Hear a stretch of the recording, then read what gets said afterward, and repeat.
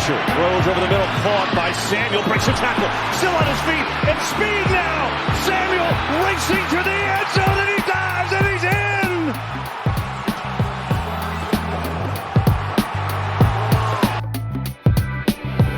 The Niners demolish the Eagles. The Chiefs get screwed from what would have been a great ending against the Packers. This is interesting to see. Daily Sports Podcast News, Narratives, Takes, Gambling. What a huge weekend of football. And speaking of getting screwed, let's talk about the college football playoff. The college football playoff committee selected the 4 teams that would be in. Not among them was undefeated Florida State. Now, Florida State's Heisman Trophy and trophy candidate and first round, I guess, trophy, I don't know, he was never going to be a finalist. But Jordan Travis got hurt last couple games this season. Florida State finished the season undefeated. They escaped Louisville by about 10. They were left off of the college football playoff. And I'll be honest with you, everyone's opinion is exactly the same. Like, Florida State got screwed and the committee got it right. Those two things are the opinions of essentially everyone. Here is the matchups. Number 1, Michigan will play number 4, Alabama. More on that in a minute. And number 2, Washington versus number 3, Texas. So this, Pac-12 finally had a team go undefeated in the regular season and the conference championship and make the college football playoff. Texas is in the playoff for the first time. I think they're the 3rd Big 12 team. Washington is the 2nd Pac-12 team. This is also their 2nd trip to the college football playoff. Michigan, 3rd trip in a row. Bama, their infinitieth trip. And then number 5, Florida State. Number 6, Georgia. They'll play in a bowl. So I'll be clear. I think the committee got it way wrong. This is just me, but I think Georgia should be in and Florida State should be in. I think that this row right here should be up here. That's just my hot take. This is recency. Falling from 1 to 6 for losing by 3 to Alabama. I don't think that's a big deal. I think Alabama's loss to Texas is worse. I think Texas's win over Alabama is nice, but their loss to Oklahoma is worse. Georgia has the best loss. And Florida State's undefeated. I would swap these two. That's just how I feel. I don't really care. I don't really care how you feel. But Bama beat Georgia. Jalen Milroe ran the ball down their throat at the end to ice it. He fumbled. He did recover his own fumble. It was a little gut-wrenching situation. But we are reminded in the last year of the college football playoff the wisdom of the late Mike Leach. Let's listen to this entire clip. Is the mind-numbingly short-sighted notion that 4 teams for a playoff, somehow establishes something, and that's a very clever approach. I mean, that's such a brilliant approach. That's why everybody does it that way. Nobody does it that way. I mean, if we were so smart, wouldn't all the other sports say, I know what, let's have a committee, because why not? Because, we're American, we love committees.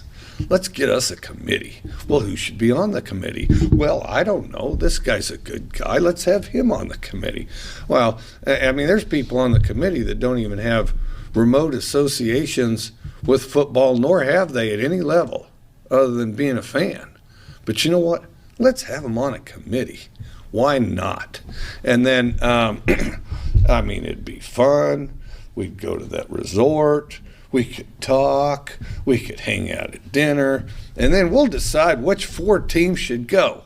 Because you know why? We don't need to solve this on the field. Because we're the ones that know. And then. Brilliant stuff there from Mike Leach. So, yeah, 12-team playoff this year would have been electrifying. I think that the gap for the first time in college football that I literally can remember, and I am chalking this completely up to the transfer portal and to NIL. It makes college football better. I don't know what to tell you. It makes it more. It doesn't make it college football, but it does make it better. The gap between 1 and 25 is tighter than it's ever been that I have been paying attention to, or in my entire life. So I was looking at CFP rankings. Let's go through the 12 teams that would be in to the 12-team playoff, because a lot of them are obviously playing each other. So, of course, Michigan, Washington, I'm going to keep doing that, I don't care. Texas, Alabama, Florida State, Georgia, Ohio State, Oregon, Mizzou, Penn State, Ole Miss, Oklahoma, LSU, Arizona, Louisville, Notre Dame, Iowa, NC State, Oregon State, Oklahoma State, Tennessee, they shouldn't be there. That's bullshit. They should not be there. I don't know who should be in, but they shouldn't. Then Clemson, also bullshit. Then Liberty, undefeated. They should be like 17. Iowa 17. What the fuck are we doing? The committee. This is honestly more insulting. The bottom row is stupider. Notre Dame at 16. No. Notre Dame at 23. That sounds more right. SMU at 24. They beat Tulane for the whatever championship, first conference championship in a million years for them. And then Kansas State at 25. So I don't think this row can compete with this row. Man, mano a mano. But I do think that like Notre Dame almost beat Ohio State, who was 7. And Ohio State almost beat Michigan, who was 1. And I don't think anybody thinks that Notre Dame wouldn't almost beat Michigan or maybe beat them. Washington almost lost to Oregon twice, but they also almost lost to this team and other teams, including this team. And Alabama struggled against this team and this team until they assassinated the quarterback, probably the best player in the country, and this team. So these teams, yeah, I don't know about this, but like this team could beat any of these teams. So the 12-team playoff would be Oklahoma, Ole Miss, Penn State, Mizzou, who is the most. Ole Miss beat LSU. Mizzou lost to LSU. They have the same record, but Ole Miss is 11 and Mizzou is 9. The committee fucking blows. What are we doing? Oregon is 8th. They lost to the same team twice. That team is the number 2 team in the country. Fair enough. Ohio State, they lost to the number 1 team in the country. They're 6th. But Georgia, they're 7th, but Georgia is 6th. Oh, Florida State is 5. They're undefeated. So a lot of shenanigans here, and I think that Oklahoma would be a fine place to cut it off. But I've never seen a year in college football where I'm like, yeah, the 16th team could beat the 1 team. They if they got hot, they could win the college football playoff. And Notre Dame wouldn't even be in. Iowa wouldn't beat jack shit. They might not. They don't need to be ranked. They wouldn't do fucking anything. No, so that's Notre Dame is actually the cutoff. The rest of these teams might upset one of them at home, but Notre Dame is the cutoff. Louisville almost beat Florida State. Louisville did beat Notre Dame, who almost beat. I mean, say what you want. NIL and transfer portal has made this a thing. The transfer portal stuff is going to calm down, though, because Kyle McCord, the quarterback for Ohio State, has announced he's going to enter the transfer portal. Usually when a starting quarterback who's a freshman does that, it's because they understand that they're going to lose the job to whoever's coming. And I think Ohio State has this freak athlete from South Dakota who redshirted this year, and I think he's going to be the quarterback next year, would be my guess. But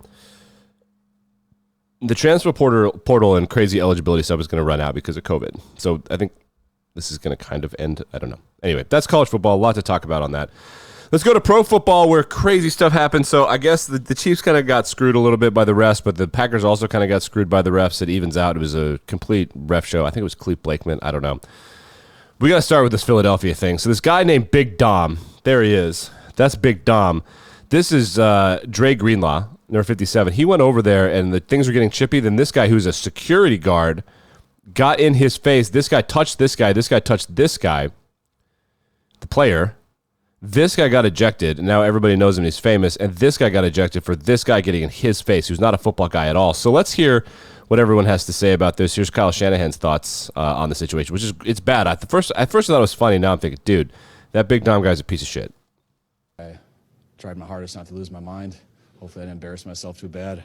But yeah, once I didn't get to see it all from where I'm at, but when I start hearing people explain it to me and stuff, and I just can't believe someone not involved in a football game can taunt our players like that and put their hands in our guy's face. And from what I was told, Dre did it back to him, and I was told that he kind of mashed him in the face a little bit, so he got ejected. But it was a I tried my hardest in the face a little bit, so he got ejected. But it was a very frustrating play. I got to watch it to have a true opinion on it, but I loved how we rallied after it.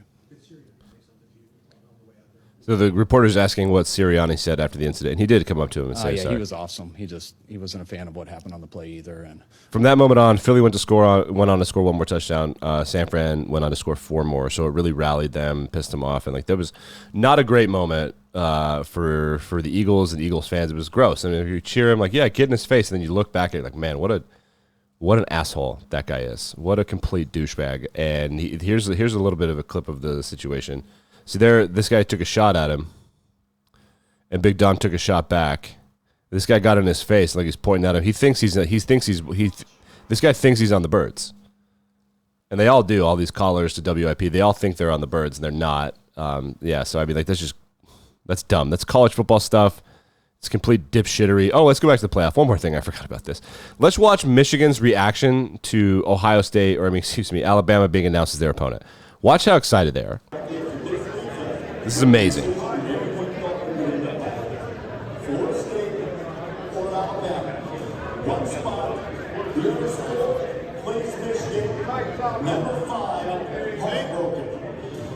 Who's number 4?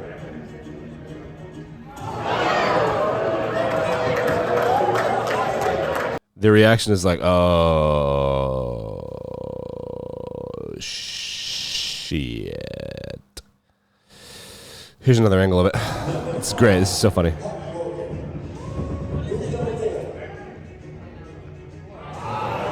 Ooh, are they mad on behalf of Florida State? Michigan really wanted to play Florida State. I will say this, one more thing about the college football. If you don't go through Alabama or you don't go through the team that went through Alabama, then you're not the national champ. So if they had left Alabama out, that's great. Whoever wins the tournament's fun. I don't give a shit. Until Alabama has either 3 losses or you beat them, then you're not the national champ, period. Or you beat the team that beat them. You know, and Texas beating them in the regular season, that's not, I don't give a shit. I'm sorry, that's my opinion. And they are they above, they're above it. No one else is above it. They're above it. They're above it. They are. They are. I don't care. They're above it. No one else in the history of sports is above it. They're above it. Until Nick Saban is retired or until they have 3 losses, they're the favorite. And it's not a real national championship if you don't go through them or go through the team that beat them. Okay, more NFL stuff. We got a lot of college stuff to go through, but there was some NFL stuff. Man, way more college stuff than NFL stuff, though. Have I covered all of it? I don't know. We could keep doing this forever. We'll just keep playing more clips. There's plenty of clips to play. Let's check out Will Levis, who threw an interception and then caused a fumble and recovered it. That's the 20th false start of the year against Tennessee. I don't think this was his fault, though. So here he is. Levis Throw, tipped, picked. That's Levis hitting him, fumble, recovers it. And then he gets in his face. What a bad man. First down, just like he drew it up. I think, did the Titans, did that game go to overtime? There's just so much sports happening over the weekend. I completely forgot about the Titans. The Titans lost in overtime to the Colts. The Titans are 4-8. It's good for the Titans, though. They need to lose so they can get better draft picks. They have Will Levis, and there's a lot of good receivers in this draft class, et cetera, et cetera, et cetera. So I thought it was over that word. I'm absolutely not. Man, just so much football. So much football. The Lions needed a miracle. They didn't need a miracle, but they were up 21-0, and then they were barely held on to win. The Broncos' luck ran out. C.J. Stroud is good. Someone got screwed at the Dr. Pepper halftime contest. If you notice here, the counting is off. If you watch it, so what ended up happening is both guys ended up getting the scholarship because this guy and the machines and the TV can't count, but the people watching can count, which is spectacular. It's that happened. Oh, man. Unbelievable. All right, you know what? Let's just get out of here. I think there's so much more to talk about. Like the Mavericks against the Oklahoma City Thunder went on a 30-0 run. Did you hear that?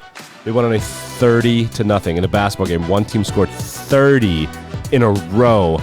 The other team, that's at minimum 10 times you have the ball. You can't stop the scoring. That is pure insanity. I cannot believe that.